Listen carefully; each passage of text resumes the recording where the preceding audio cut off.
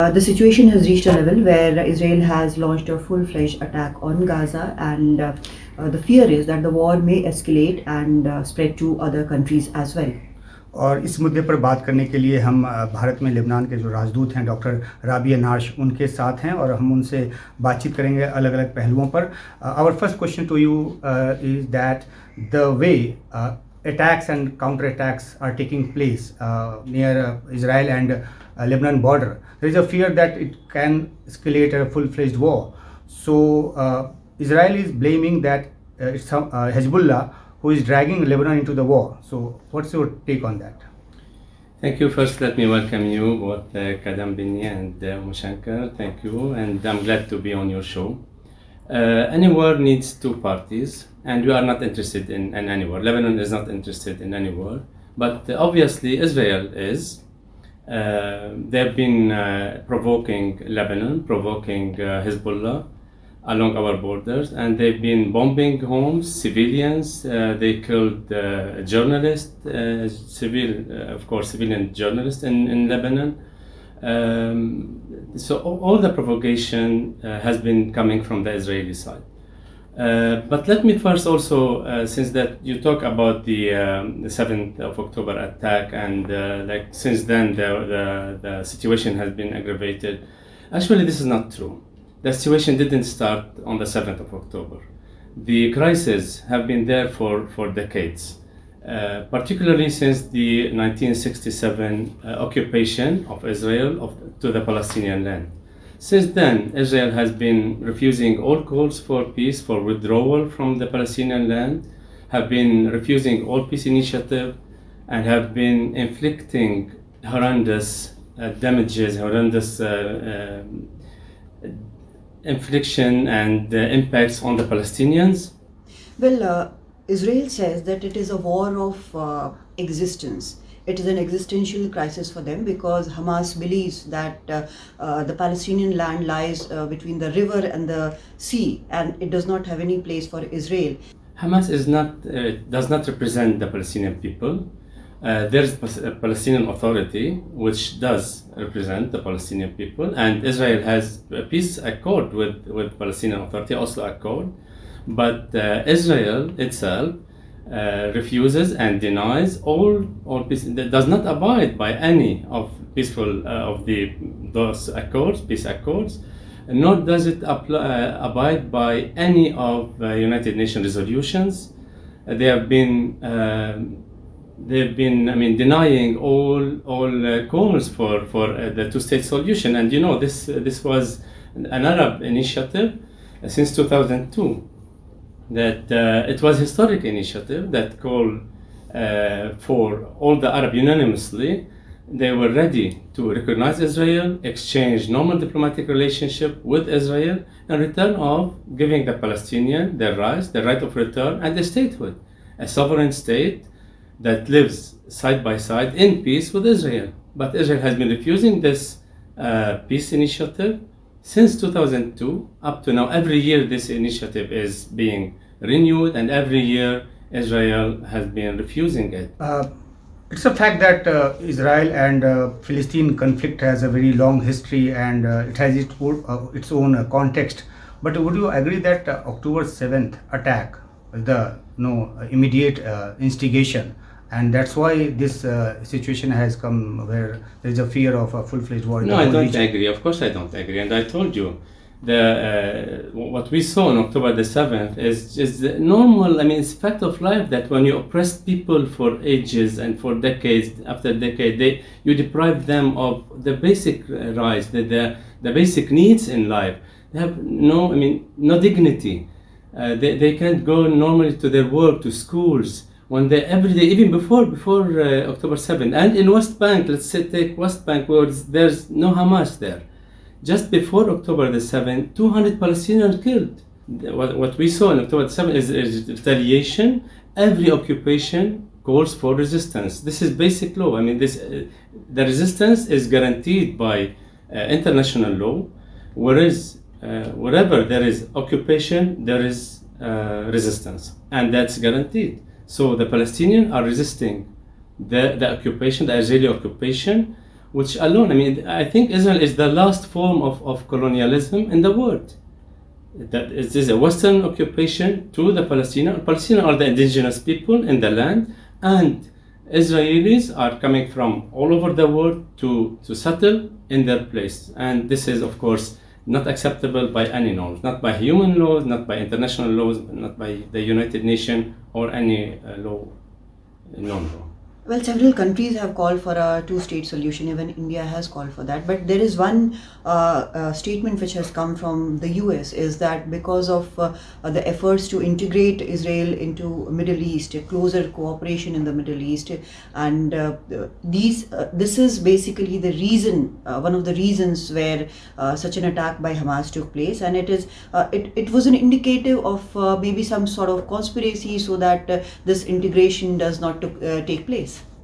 Dambini, you know, I just said that what Israel needs more than the whole Arab world, 22 Arab nations, they presented on the table a very clear, simple, and historic initiative that calls to the integration. What does the mean of integration of Israel in the region? Integration means have diplomatic relationship, normal relationship. So this, the Arab, they did present this, and they did call for two-state solution. So no one calls for the instinct of Israel. You said Hamas. Hamas is just a group, militant group. They are resisting for their lands. But the official Arab position is calling for two-state solution. India, like you mentioned, rightly mentioned, and thank you for pointing this out. India is a staunch supporter for two-state solution. In every statement, India calls for two-state solution. The only state in the world that refuses this resolution or this solution is Israel. And we still, unfortunately, see no Palestinian state, because the only state, even the United States, called for two-state solution. So who is treating like above any international law, or like they are the exception for all norms? Israel. And this has to stop. So a resolution got passed in UNGA. Even after that, Israel has started a ground offensive inside Gaza Strip. So how do you see that situation, and what do you have to say about the humanitarian crisis that is going on in Gaza Strip? Israel has always, like I also mentioned earlier, that Israel has always disobey and deny, refuse all international and United Nations, particularly United Nations resolution. Israel has always been refusing those resolutions, and we saw when the UN Secretary General said that the attack on October the 7th did not come from vacuum. Then the Israeli envoy there went crazy, and he insulted the Secretary General and called for his resignation. And then this resolution that calls for only humanitarian truce, okay, a resolution, very human resolution, called for humanitarian truce, has been rejected by and opposed by Israel. So yes, it's not a surprise for us that they refused to abide by this resolution, and they, as a response to this resolution from the United Nations General Assembly, they aggravated their attack and they started their ground invasion.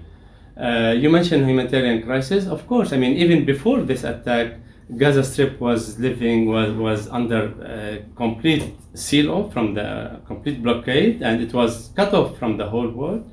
Currently, they cut off electricity, water, all kind of food and medications.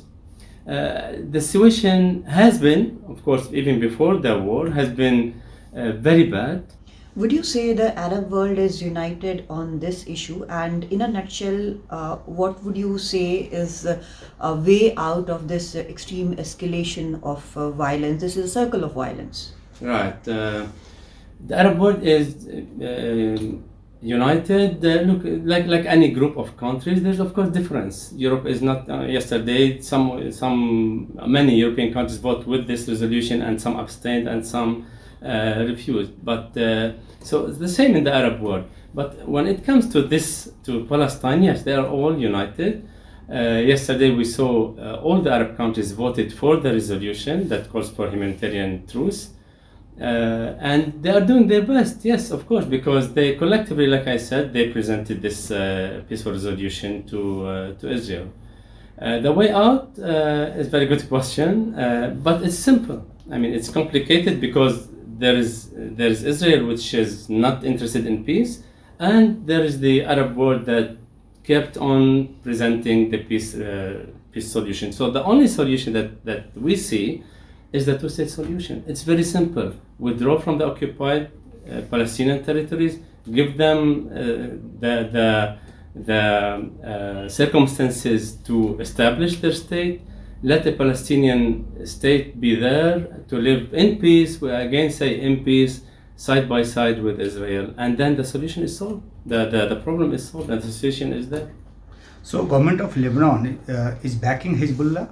If there is a war, then how your government will react? Will be a state-to-state war with Israel, or? Like I said, we are not interested in any war. We are not, and we are doing our utmost efforts not to be involved into this war. But again, Israel is provoking Lebanon, and you know, I think both of you are. I believe that both of you are very well informed of the situation in the Middle East in general, the Arab world. That this societal relation between the Arab countries is so strong that when Israel is hit, when Israel hit Palestine, for example, Palestinian homes, that you feel in Algeria or in Lebanon or in Sudan, you feel sorry for that, and you feel because they are, I mean, like same family, same people. So yes, of course, I mean. The aggravation of the war by Israel would affect, and no one guarantee that there will be no reaction from any part of the Arab world. But as we are concerned, as long as we are concerned, the government of Lebanon has announced clearly that we are not interested in war, and they are doing all the calls, diplomatic calls and efforts to save Lebanon the impacts of war, because we have experienced the Israeli aggression, we have experienced Israeli bombing of the civilian infrastructure of Lebanon, our bridges, electric power, water resources, everything was bombed by Israel. So yes, we do want to save ourselves from war, but then again, we have all the right to defend ourselves if Israel bombed, and then no one can guarantee how the situation will evolve. Thank you so much, Excellency. Thank you so much. It was a pleasure. Thank you.